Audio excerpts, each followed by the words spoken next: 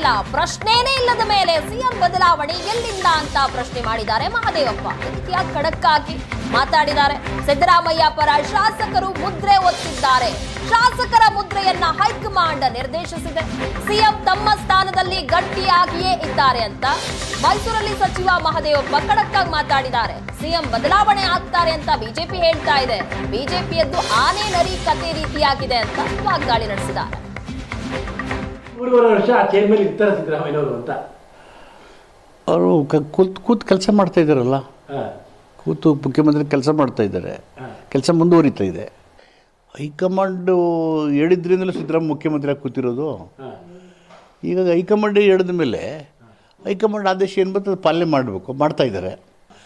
ಸಿದ್ದರಾಮಯ್ಯನವ್ರನ್ನ ಶಾಸಕರು ಆಯ್ಕೆ ಮಾಡಿ ಹೈಕಮಾಂಡ್ ಅದಕ್ಕೆ ಮುದ್ರೆ ಒತ್ತಿದ್ದಾರೆ ಸಿದ್ದರಾಮಯ್ಯ ಮುಖ್ಯಮಂತ್ರಿ ಅಂತ. ಈ ಗ್ಯಾರಂಟಿನೋ ಅಲ್ವೋ ಭದ್ರನೋ ಪ್ರಶ್ನೆ ಬಂದೇ ಇಲ್ವಲ್ಲ. ಅದು ಹೈಕಮಾಂಡ್ಗೆ ಅಷ್ಟೇ ಗೊತ್ತು, ನನಗೆ ಅಥವಾ ಇನ್ಯಾರಿಗೂ ಗೊತ್ತಿಲ್ಲ. ಹೈಕಮಾಂಡು ಎಲ್ಲಕ್ಕೂ ಅದೇ ಶ್ರೇಷ್ಠ ಅಲ್ವಾ ಪಕ್ಷಕ್ಕೆ. ಸೊ ಅವ್ರಿಗೆ ಗೊತ್ತಿರ್ತದೆ, ಅವರು ಏನು ಮಾಡ್ತಾರೆ ಅದೇ ಅಂತಿಮ. ಬಿಜೆಪಿಯವರೆಲ್ಲ